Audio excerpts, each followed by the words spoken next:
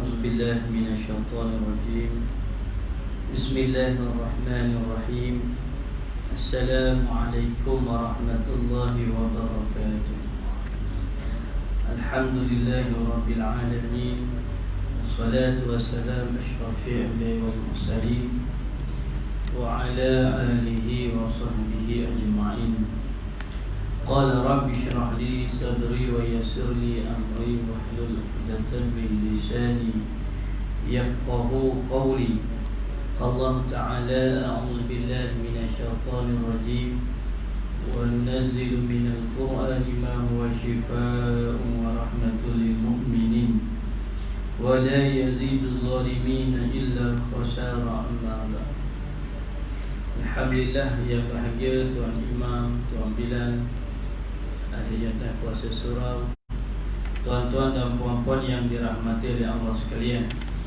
Alhamdulillah, tamunya marilah sama-sama kita merafakkan setinggi-tinggi rasa syukur kepada Allah di atas segala nikmat yang telah dilimpahkan ke atas kita semua, daripada sekecil-kecil nikmat sehinggalah sebesar-besar nikmat Islam dan iman.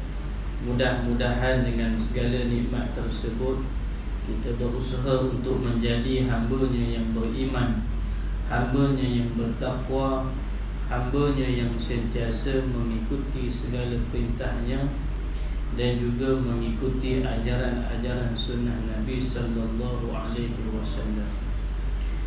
Alhamdulillah, kita juga bersyukur diberikan kekuatan, kesihatan tubuh badan untuk hadir solat maghrib secara berjamaah, dan sementara menunggu masuknya waktu isyak kita duduk sebentar, kita beriman sejenak dalam majlis ilmu.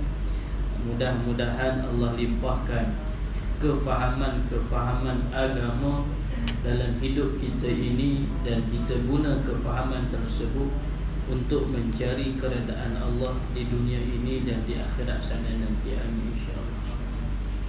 InsyaAllah pada malam ini kita akan bincangkan satu tajuk, iaitu berkenaan dengan kelemahan spiritual, punca permasalahan kehidupan manusia. Yang kita maklum bahawa hidup atas dunia ni sementara. Semua maklum. Kenapa sementara? Sebab dia sedia satu alam yang lain, alam yang kekal abadi. Kerana adanya alam yang kekal abadi, maka dunia ni sementara. Dan sementaranya dunia ini singkat saja. Tak ada orang nak hidup lama pun atas muka bumi. Kalau nak tanya hidup 200 tahun, tak ada orang yang mungkin dia berimpian, bercita-cita dia nak hidup sampai 200 tahun. Singkat saja. Pejang-celik kita dah menambah usia kita atas dunia ini, dan akhirnya nanti Allah akan memanggil kita untuk ditamatkan perjalanan kita. Ditamatkan perjalanan kita mengikut ketetapan yang telah dia ditetapkan kepada setiap manusia. Setiap orang ketetapannya berbeza-beza. Ada orang 20 pergi dah, ada orang 30, ada orang 5 tahun, ada orang 7 tahun, ada orang 60 dan sebagainya.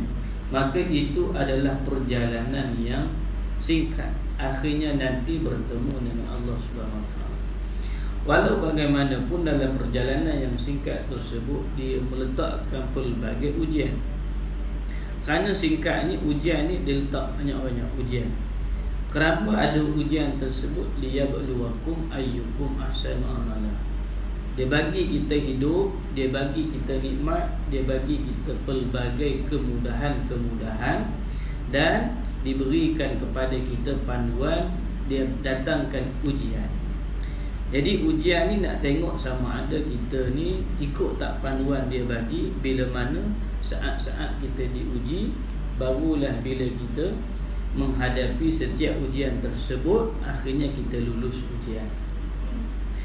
Kenapa juga banyak masalah yang akan ditimbulkan? Keresahan hati, kemudian menyebabkan kita tak boleh tidur malam, kadang-kadang sakit kepala kita berfikir, ada orang sampai stres, menangis-nangis, Ada orang tak boleh menghilangkan kesedihan. Kenapa? Ahasiban nas ayyutraku ayaqulu amanna wa hum la yuftanun.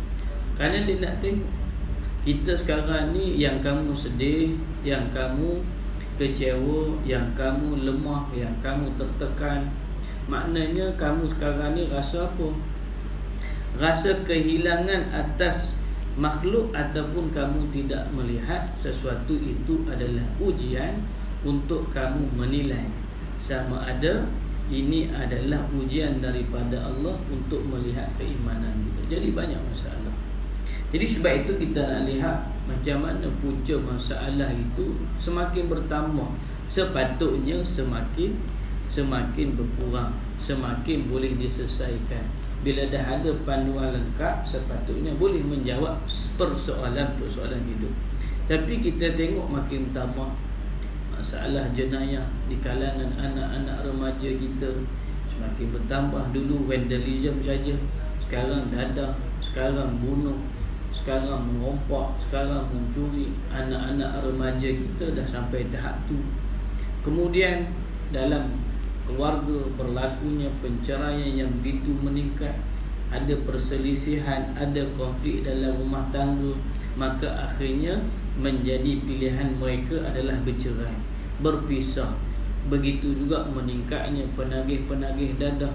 Begitu meningkat pula penipu-penipu, scammer-scammer, orang yang mengambil kesempatan, orang yang menzalimi, orang yang melakukan kejahatan. Begitu lihat ramainya orang sekarang sombong, jumpa tengok Allah sombong. Orang yang apa? Sifatnya kita lihat ini masalah. Ini adalah masalah, menyebabkan dia rasa dialah orang yang paling betul, tidak boleh mendengar nasihat. Dia menjadi orang yang suka memberontak, tak suka kepada agama, kemudian menentang agama. Dia menjadi orang yang mempunyai pelbagai masalah yang kita kena lihat apa punca dia. Jadi Imam Al-Ghazali beri dah untuk kita lihat punca ini. Banyak lagi lah, samunya, rogolnya, bunuhnya, judinya, dengan nombor ekornya. Allah, bimbang kita dengan apa? Dengan ketagih macam-macam benda yang kita kata anak-anak kita ketagih. Baik maknanya kalau perkara yang tidak elok merosakkan mereka. Jadi untuk menyelesaikan permasalahan tersebut, kita kena lihat punca.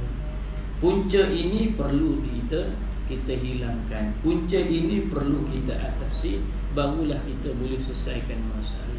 Kerana setiap permasalahan itu mesti ada puncanya yang perlu kita rawat untuk kita selesaikan. Maka kata Imam Al-Ghazali, punca kepada permasalahan itu adalah berpunca daripada kelemahan hati atau spiritual, menyebabkan mereka menjadi seorang yang tamak, menjadi seorang yang pemarah, menjadi seorang yang tidak sabar, menjadi seorang yang gilakan harta, menjadi orang yang mengikuti hawa nafsu dan syahwat tanpa ia memikirkan baik dan buruk, sehingga kan kerosakan itu bertambah. Walaupun tidak dinafikan bahawa faktor luaran seperti persekitaran, pengaruh rakan sebaya, faktor keluarga dan sebagainya menjadi punca wujudnya masalah dalam kehidupan manusia. Namun menurut Imam Al-Ghazali, faktor dalaman yang berkait rapat dengan spiritual adalah lebih berpengaruh dalam membentuk tingkah laku seseorang yang menjadi punca kepada permasalahan manusia. Jadi punca utamanya ialah soal spiritual, dalaman hati manusia ini, dengan tidak menafikan faktor luar, kawannya, keluarganya. Sebab orang kata orang miskin ni tak berjaya, sedangkan mana mungkin. Orang miskin ramai saja. Hak dulu petani, hak dulu pesawah, hak dulu tak ada macam-macam kelengkapan teknologi, tapi Masya Allah semua anak-anak 9 orang, 12 orang masuk universiti. Tak ada saja teknologi yang canggih macam sekarang ni, boleh mengambil, boleh mempelajari setiap ilmu itu di hujung jari saja, tapi tak cerdik pun, tak pandai pun. Maknanya ini ada masalah lain, bukan kerana teknologi, bukan kerana majunya sesebuah sistem tersebut, tapi ada punca yang lain. Kata cukup makan, sebab tak cukup makan ke tak, orang dulu tak cukup makan pun alhamdulillah menjadi orang yang sentiasa bersyukur. Orang yang susah dulu makan nasi dengan garam, ada orang catu lagi makanan tapi elok saja. Boleh saja menjadi orang yang cemerlang, boleh saja untuk menjadi pelajar yang baik. Tapi namun kita Masya Allah sekarang macam-macam. Dulu penuh masjid, penuh dengan surau, tak ada macam kita. Sekarang aircon, sekarang kipas berlambak, sekarang majlis ilmu bersepah-sepah. Tapi kenapa tak datang juga orang dulu nak cari guru ni? Masya Allah, perjalanan kadang-kadang 2 hari, kadang-kadang perjalanannya seminggu, kadang-kadang perjalanannya amat jauh, sehingga kan untuk pergi menuntut sesuatu ilmu itu Masya Allah. Akhirnya menjadi juga suasana itu juga menyebabkan menjadinya orang yang mencintai ilmu. Tapi kita ni YouTube boleh tengok majlis ilmu, di Facebook boleh, di sebelah rumah boleh, di flat apartment yang kita duduk pun ada surau, ada pengajian. Tak turun juga, tak tengok juga. Kenapa? Maknanya ini bukan faktor luaran yang memainkan punca utama, tapi faktor dalaman yang sehinggakan kata Imam Al-Ghazali, hati mempunyai hubungan yang sangat rapat dengan anggota badan. Malah setiap sifat yang lahir pada hati akan terselah kesannya pada anggota badan. Orang macam mana pun kita kata, kalau hati ni baik, duduk dengan orang yang tak baik pun dia boleh influence orang tu jadi baik. Yang duduk sembang kata janganlah sembang macam tu, tak elok. Okey je. Maknanya bila hatinya baik, dia boleh influence orang untuk mengajar orang pula untuk tidak melakukan satu perkara yang buruk. Sebab apa? Hati dia teguh, hati dia sentiasa nak kepada kebaikan. Maknanya duduk di mana pun dia, sekitaran macam mana sekalipun, dia mampu untuk memberikan manfaat kepada orang lain. Tengok pula kita ambil orang-orang yang maknanya hatinya malas belajar, malas untuk ilmu, duduk dengan 20 orang soleh pun, duduk sebulan pun dia tak nak belajar, tak jadi pandai pula. Dalam kita kata, dalam sistem pengajian duduk dah, ini dah elok dah apa, tapi kalau keinginan hatinya memang tak nak kepada kebaikan, maknanya datanglah orang seramai mana pun yang memberikan nasihat kepada dia. Kalau dia tolak, kalau dia tak nak terima, maka tidak memberikan kesan. Sebab itu orang hati yang baik ni, dia boleh belajar daripada apa benda. Sebab sifat hati dia, dia tengok daun bubur, dia belajar Allah hebatnya Allah SWT hati dia. Dia tengok orang lain apa susah, dia rasa Allah syukur sangat. Dia tengok orang lain senang, dia gembira pula, Allah untungnya kita kan, alhamdulillah. Dia tengok mudah-mudahan. Maknanya dia seorang hati yang sentiasa menaksikan setiap perkara itu dengan Allah SWT. Kerana semuanya keinginan. Ini yang kata Imam Al-Ghazali itu. Pandangan Imam Al-Ghazali ini menerangkan kepada kita bahawa tingkah laku yang digerakkan oleh anggota badan seseorang adalah cetusan daripada hati. Begitu juga oleh Abdullah Nasir Ulwan bersependapat dengan Imam Al-Ghazali bahawa tingkah laku baik atau buruk adalah merupakan pilihan manusia kerana Allah telah mengurniakan akal fikiran serta fitrah yang suci yang mampu menolong manusia membuat keputusan bagi melahirkan sesuatu tindakan sebagaimana firman Allah, a'udzubillahi minasyaitonirrajim, inna hadainahus sabila imma syakiran wa imma kafura. Sesungguhnya kami telah menunjukkan kepadanya melalui akal dan rasul akan jalan-jalan yang benar yang salah, maka terselahlah kepadanya sama ada ia bersyukur dengan beriman dan taat ataupun ia berlaku kufur dengan mengingkari kebenaran atau menderhaka. Penyakit manusia ni banyak sebab hati. Payah dia. Kenapa dia ni jadi orang yang maknanya ego tinggi sangat. Walaupun benda tu dah confirm dah silap, dia yang silap, dah tahu dah memang itu daripada kelemahan kesilapan dia, tapi kerana hati dan kerana akal fikiran yang tak dipandukan dengan sunnah, dengan Quran sunnah, maka dia akan tetap dengan prinsip yang salah. aku takkan maaf lah kamu 7 keturunan, 8 keturunan, 10 keturunan, aku gini, aku begitu. Kan? Macam mana pun aku dengan apa yang aku, orang tak kisah, orang nak cakap apa pun aku tetap macam ni. Ni salah hati.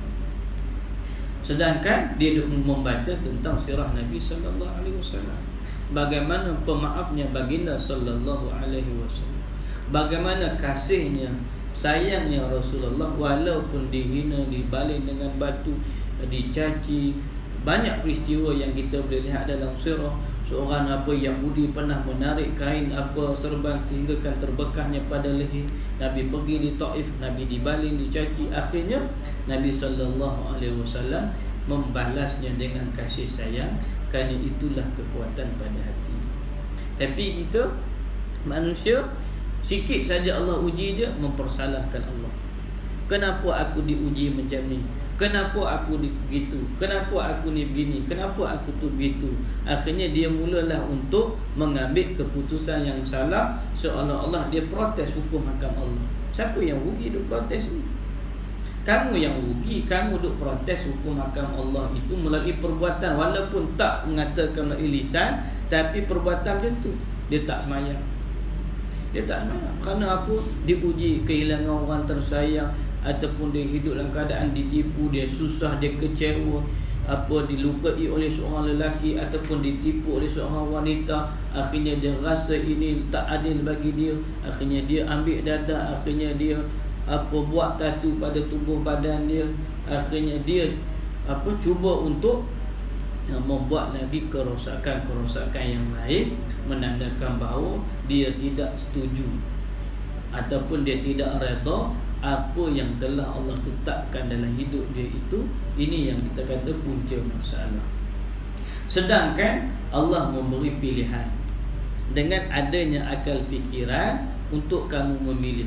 Walaupun dia tahu benda ni betul, dia nak pilih yang salah, dia pilih juga. Walaupun dia tahu ini hukumnya haram, Allah akan murka. Dan kalaulah dihitungkan nanti, makanya kalau Allah murka dan timbangan maksiat ataupun dosa itu berat berbanding pahala kita, maka nescaya kita akan dilemparkan ke dalam api neraka. Tahu semua, tapi sebab hati kata buatlah, hati kata buatlah, buat. Walaupun hak dia zalim tu adik beradik dia sendiri, walaupun yang kamu derhaka tu ibu yang melahirkan kamu, walaupun duit yang kamu curi itu bapa kamu sendiri, ayah kamu sendiri yang bekerja keras, duduk di bawah terik mentari, penat menggunakan tulang pak keratnya itu, tapi kamu membohongi dia, kamu mengabaikan dia. Dia sudah tua, kamu tak jaga, kamu tak bertanya khabar, kamu tak menghabiskan duit kamu untuk belanja pada ibu bapa kamu. Sebab apa? Hati kamu cinta sangat pada hidup kamu dan dunia yang kamu ada sekarang. Jadi akhirnya dia ikut dia saja.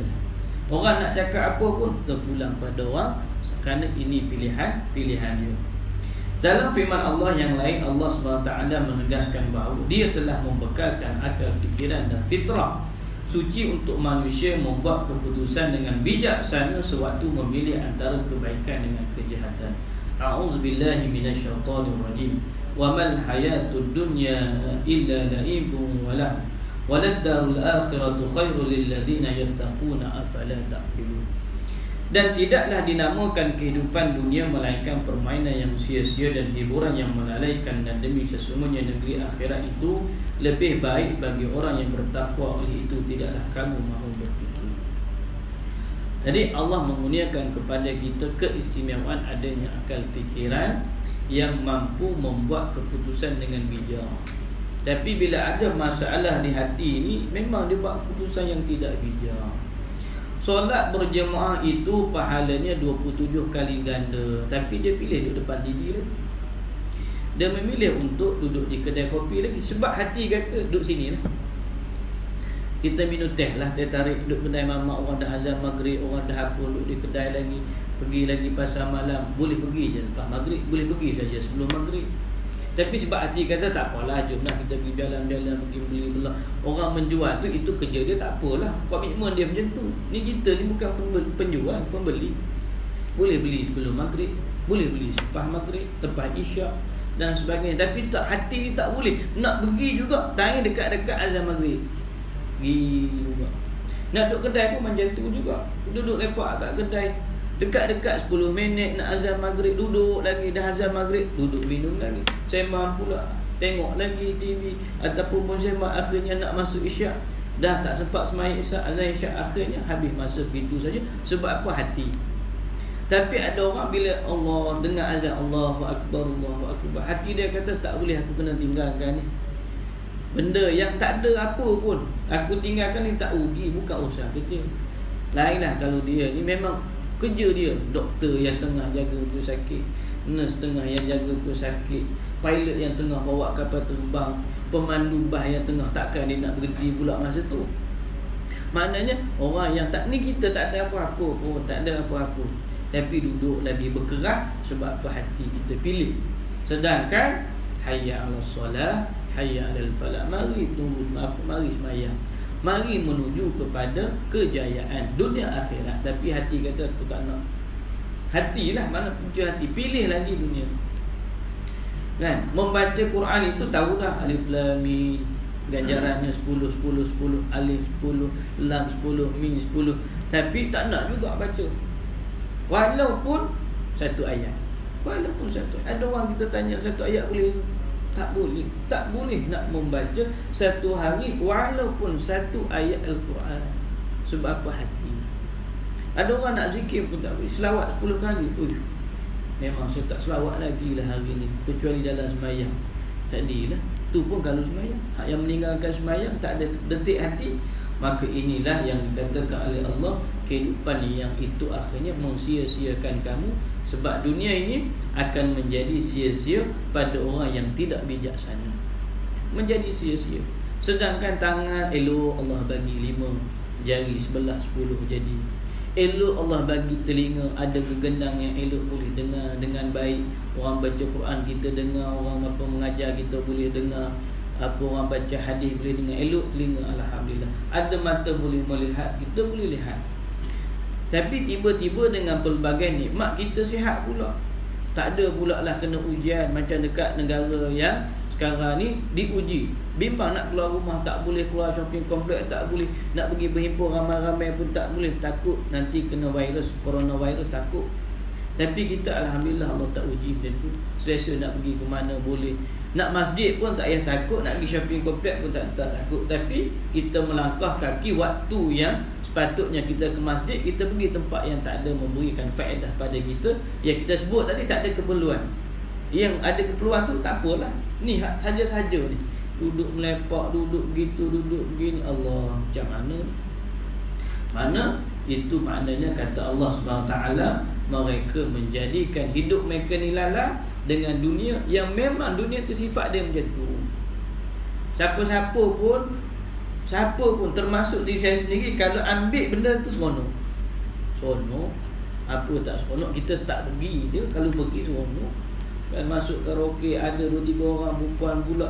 Siapa kata tak seronok? Sebab kita tak masuk saja. Kalau masuk, tak ada kita kata tak seronok ni. Seronok.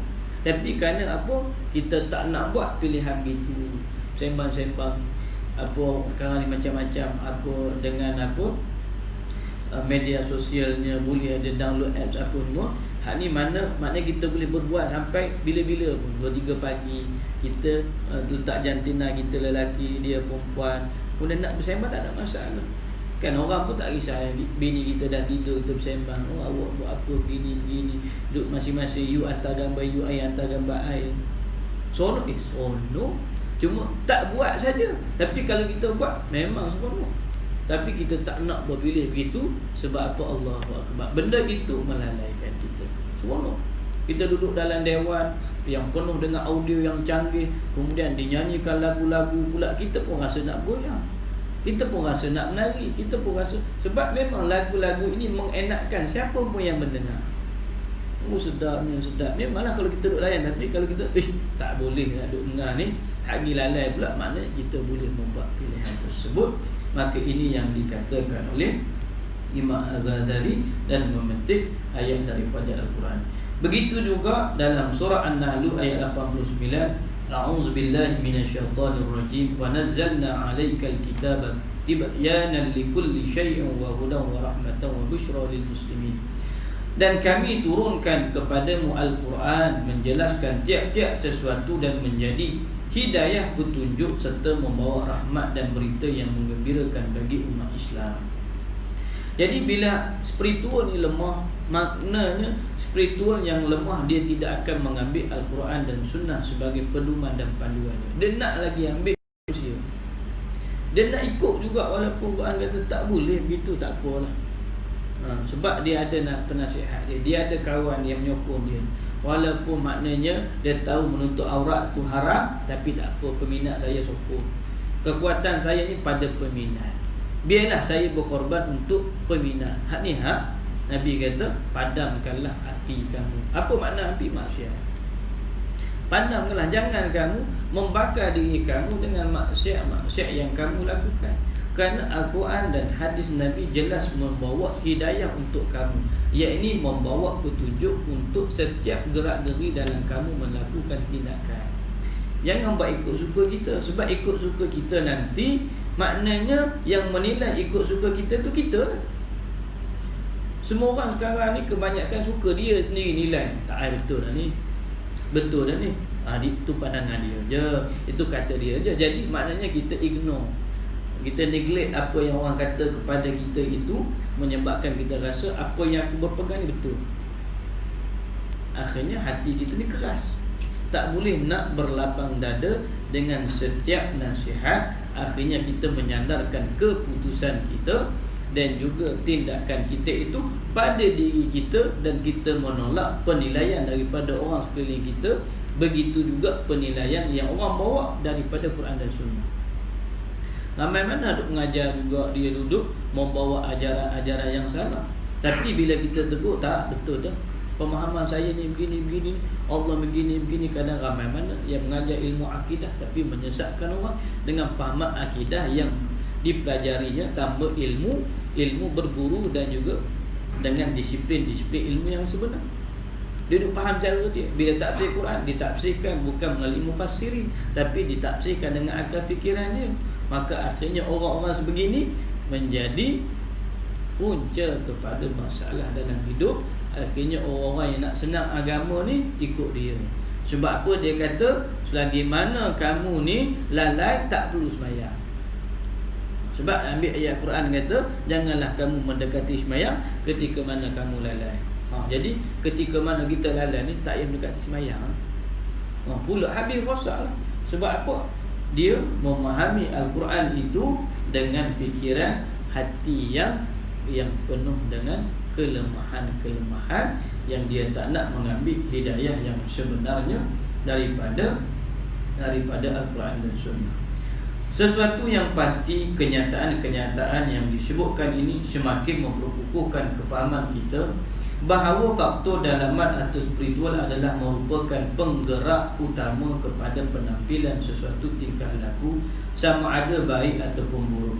Jika ada yang mendakwa faktor persekitaran seperti rakan sebaya, keluarga dan sebagainya merupakan faktor pendorong untuk melakukan kejahatan, faktor tersebut merupakan suatu kenyataan yang tidak boleh dinafikan 100%. Namun seseorang itu harus menyedari bahawa sebarang keinginan untuk melakukan sesuatu perkara akan disalurkan ke hati dan akal terlebih dahulu sebelum sebarang tindakan yang dapat dilakukan. Jadi memang tidak dinafikan dengan faktor persekitaran. Namun sebelum seseorang itu nak buat keputusan, mesti dia tanya hati dia dulu. Dia akan menilai melalui akal fikiran dulu. Maka kalau akal fikirannya lemah dalam menilai sesuatu keputusan yang dia nak buat, maka dia akan buat keputusan yang rosak. Begitu juga bila mana hatinya, yakni nafsunya itu tidak mampu untuk dia nilai sebaiknya, maka ketika itu dia akan mengikuti hawa nafsu. Maka inilah yang dikatakan oleh Imam Al-Ghazali, bagi individu yang menggunakan segala anugerah Allah, dia dapat memilih untuk melakukan tindakan yang baik, manakala individu yang tidak dapat memanfaatkan anugerah-anugerah tersebut akan cenderung untuk melakukan tindakan yang tidak baik. Dia tak nampak yang Allah duduk jaga-jaga dia tu anugerah. Allah bagi sihat tubuh badan, kemudian dia bagi panduan macam mana nak sihat tubuh badan. Makanan yang halal lagi baik, jangan ambil sumber yang haram, jangan makan makanan yang haram, sihat tubuh badan. Maknanya dengan anugerah dia bagi itu, kita ikut dia, tak makan benda yang haram, tak minum benda yang haram, maka sihat tubuh badan. Begitu juga dengan anugerah dia memberikan kepada kita akal fikiran. Akhirnya akal fikiran itu menguatkan emosi-emosi yang positif dalam diri kita. Dengan akal, tak apalah, aku maafkan dia ya, apa pun benda yang dah berlaku memang terasa hati, tapi dah nak buat macam mana. Kalau marah pun dapat apa? Dapat tambah sakit hati lagi. Dia fikir begitu, maknanya dia pun tak apalah, saya maafkan. Itu anugerah Allah. Dengan kita dapat begitu juga, kita rasa Allah tak cukupnya duit kita ni kan. Tapi bila kita tengok orang yang susah daripada kita, yang memerlukan untuk keperluan asas dia, kita kata ambil. Sebab Allah menganugerahkan kepadaku cukup keperluan. Cumanya ada lagi lah juga hajat-hajat yang belum kita tercapai. Jadi orang datang ni kerana keperluan. Kita duk simpan duit, nak pergi umrah, nak pergi haji, keinginan untuk melakukan ibadah ketika mampu. Tapi datang ni bukannya minta 1,000 ada dalam tabung haji kita. Minta berapa? RM1 pun boleh bagi, RM10 boleh bagi. Tapi hati ni berat nak bagi. Sebab apa? Kita tak nampak bila mana kita mampu bersedekah itu. Itulah anugerah Allah kepada kita untuk mengekalkan fitrah hati ni kepada fitrah yang sebenarnya. Kan bila kita tengok ada apa masalah-masalah yang berlaku, kita menenangkan fikiran kita, kita bertindak dengan tindakan yang sabar. Kemudian kita tidak cepat untuk melenting, melatah dan sebagainya. Kita tak fikir apa nafsu kita nak, tapi kita fikir apa yang baik. Maka inilah anugerah Allah. Berbeza dengan orang yang tak mampu lihat anugerah Allah. Allah bagi kamu ni jadi seorang yang begitu, lelaki tentu, nak juga dia jadi perempuan. Allah anugerahkan kamu dengan menjadikan kamu seorang wanita, tapi dia nak juga jadi lelaki. Allah telah menganugerahkan hidup ini berpasang-pasangan. Diciptanya lelaki, diciptanya perempuan. Dan Allah melemparkan rasa kasih di antara lelaki dan perempuan. Tiba-tiba kamu lelaki suka pada lelaki, tiba-tiba kamu perempuan suka pula pada perempuan. Kamu lelaki, kamu pula biseksual. Dengan perempuan pun kamu satu, dengan lelaki pun kamu satu. Ni kita kata apa? Rosak. Kerana apa? Tak memandang anugerah Allah bagi elok. Kan? Dengan apa yang diberikan itu, maka sebab itu orang cenderung untuk melakukan perbuatan maksiat ini kerana hati dia. Hati dia tak mampu nak menilai sebaiknya anugerah nikmat yang Allah bagi.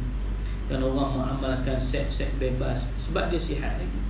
Tapi bila Allah beri penyakit HIV, beri penyakit sifilis, beri penyakit kelamin, masa tu Allah Akbar, baru dia tahu anugerah Allah ini menjaga syahwat itu lebih besar berbanding kita ikut hawa nafsu yang akhirnya kita misal tak sudah.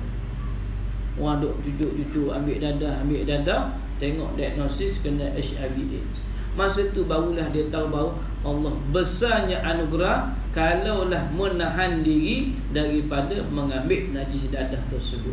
Tapi sebab tak ikut.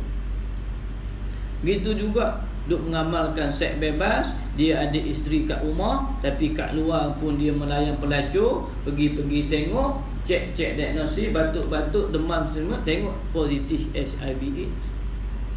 Masa tu baru nak memandang isteri dia.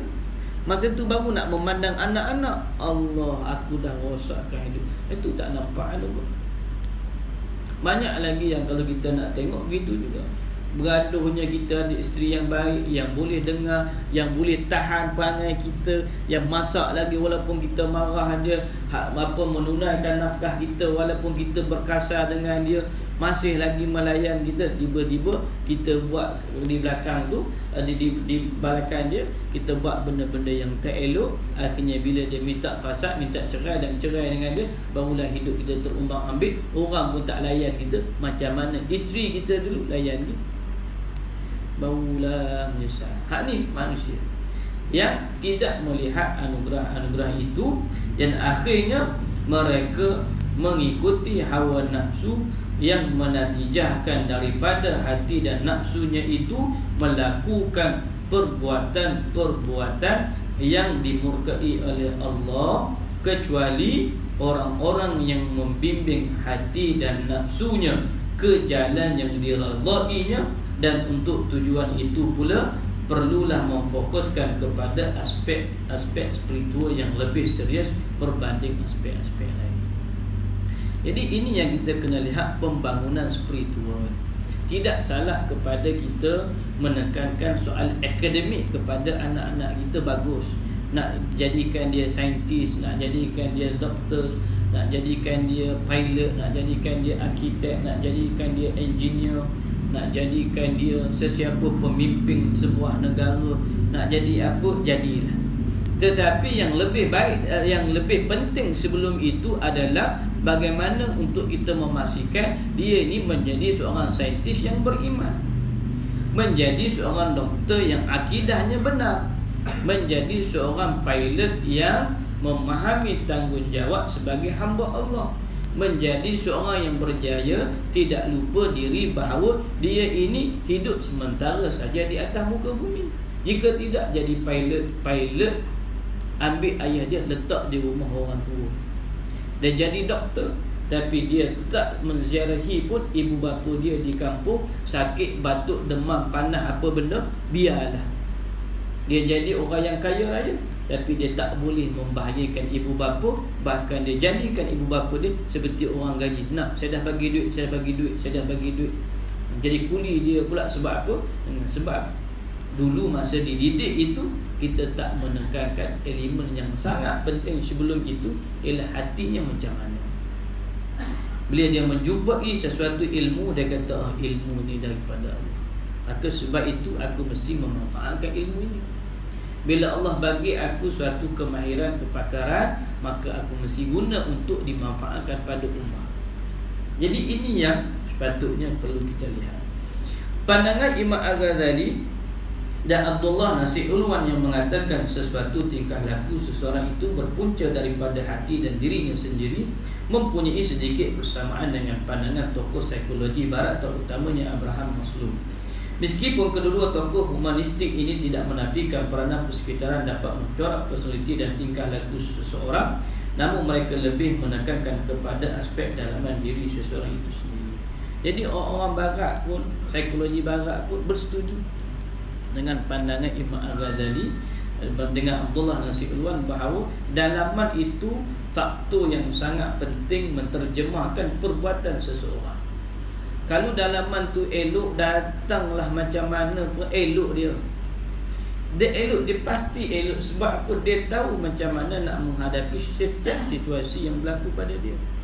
Sebab itu para sahabat, kerana kuatnya dalaman, ketika mana dia susah, dia boleh bertahan. Ketika mana dia senang juga, dia boleh menjadi hamba yang bertakwa kepada Allah. Ketika mana dia sempit pun, dia mampu lagi untuk sujud dan taat di atas segala tuntutan syahadah. Sehingga kan mereka ni sanggup. Ketika zaman di pulau di Mekah, mereka tetap bersama dengan Nabi sallallahu alaihi wasallam. Ketika susah payahnya berhijrah bersama dengan Nabi sallallahu alaihi wasallam. Ketika mana pembukaan Madinah Munawwarah akhirnya berkembang sehinggalah Islam mampu menguasai 2/3 dunia, mereka tetap kekal dengan Islam yang sebenar, sehingga akhirnya Allah uji runtuhlah Islam. Sebab apa? Lemahnya dalam orang Islam itu sendiri. Akhirnya Islam itu pada nama tapi tidak pada hati.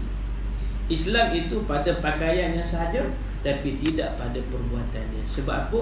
Kat sini dah hilang dah.